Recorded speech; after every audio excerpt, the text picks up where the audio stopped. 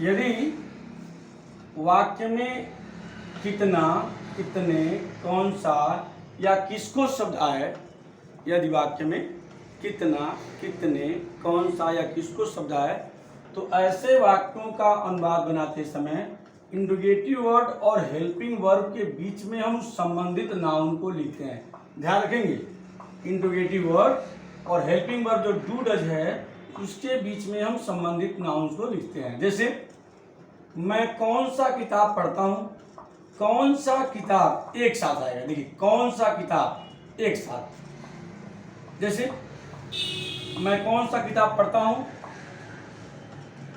कौन सा किताब, विच बुक, विच बुक। मैं तो डू लगेगा, तो which book do I read. मैं कौन सा किताब पढ़ता हूँ, which book do I read. तुम्हारी बहन कौन सा उपन्यास, कौन सा उपन्यास एक साथ आएगा। या कौन सा उपन्यास पढ़ती है, तो हो जाएगा यहां बना दे रहे हैं विच नॉवेल। तुम्हारी बहन सिंगल नंबर है, which novel does your sister read. तुम्हारी बहन कौन सा उपन्यास पढ़ती है, which novel does your sister read. ऐसे वाक्यों में जब कितना, कितने, कौन सा या किसको शब्द आए तो उसका अनुवाद बनाने के लिए उससे संबंधित जो नाउन्स हैं उसको भी हम पहले लिखते हैं, तो ऐसे बनेगा। एक और रूल है, यदि प्रश्न सूचक शब्द कौन ही कर्ता का कार्य करे, यदि प्रश्न सूचक शब्द कौन ही कर्ता का कार्य करे तो ऐसे वाक्यों का अनुवाद बनाते समय सबसे पहले प्रश्न सूचक शब्द कौन की अंग्रेजी लिखते हैं। क्या लिखते हैं, प्रश्न सूचक शब्द कौन की अंग्रेजी हु लिखते हैं, फिर वर्ब की फर्स्ट फॉर्म आती है, फिर यस या यस, फिर ऑब्जेक्ट, फिर अदर वर्ड। जैसे एग्जांपल देखिए, तुम्हें अंग्रेजी कौन पढ़ाता है, तुम्हें अंग्रेजी कौन पढ़ाता है, तो हु। अब पढ़ाने की अंग्रेजी है टीच, और टीच में लगेगा year. Who teaches you English. तुम्हें अंग्रेजी कौन पढ़ाता है, हु टीचेज यू इंग्लिश।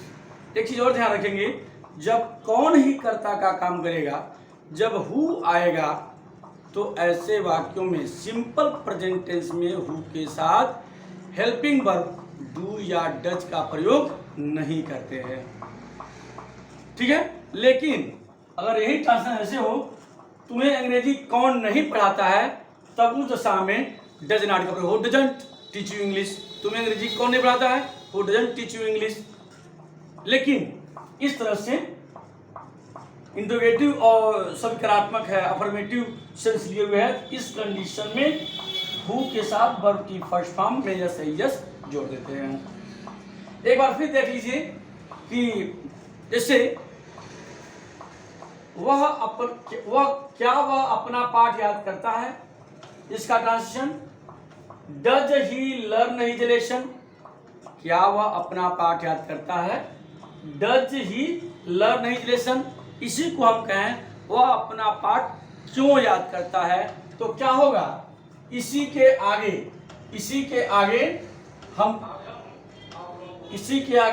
हम क्या करेंगे, क्यों की अंग्रेजी जोड़ देंगे।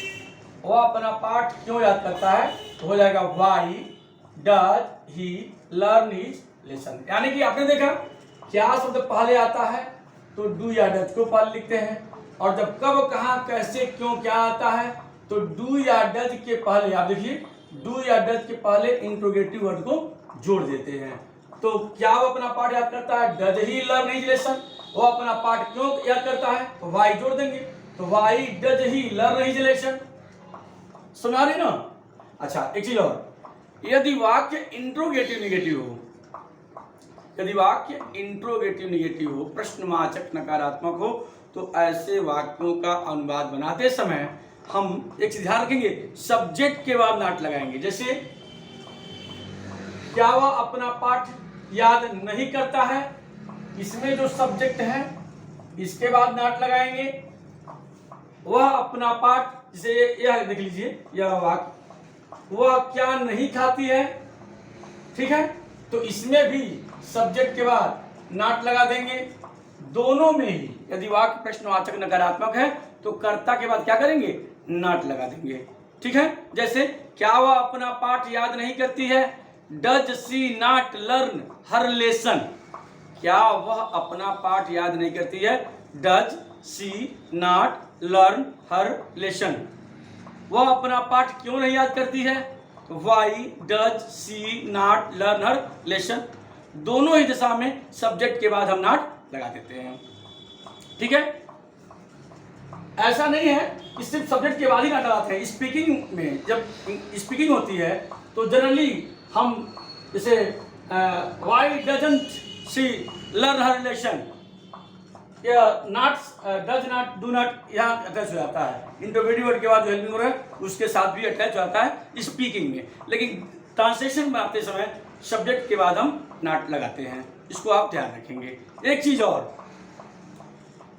यदि दो क्रियाएं आए तो क्या करेंगे, जैसे वह पढ़ना चाहती है, पढ़ना चाहती है, तो ऐसे कंडीशन में क्या करेंगे, जैसे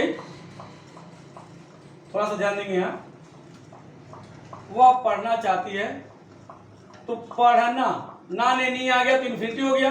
तो ऐसे कंडीशन तो दो क्रिया आती हैं तो चाहने का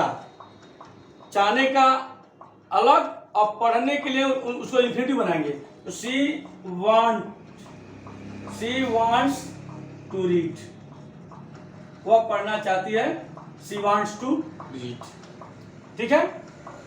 मैं पढ़ना चाहता हूं तो आई वांट टू रीड, देख रहे हैं। अब इस पर मैं अगले वीडियो में, एक वीडियो में स्पेशली बताऊंगा। आप ये चीज देख रहे हैं कि सी के साथ वांट में यस जुट रहा है, लेकिन आई के साथ वांट में यस नहीं जुट रहा है। माने इस क्रिया पर इस कर्ता का प्रभाव पड़ रहा है, लेकिन टू रीड, आप देखिए ये जो टू रीड है इस पर इस कर्ता का कोई प्रभाव नहीं पड़ रहा है। इसी को फाइनाइट और नॉन फाइनाइट वर्ब कहते हैं। इस पर हम आगे चर्चा करेंगे। Thanks for watching.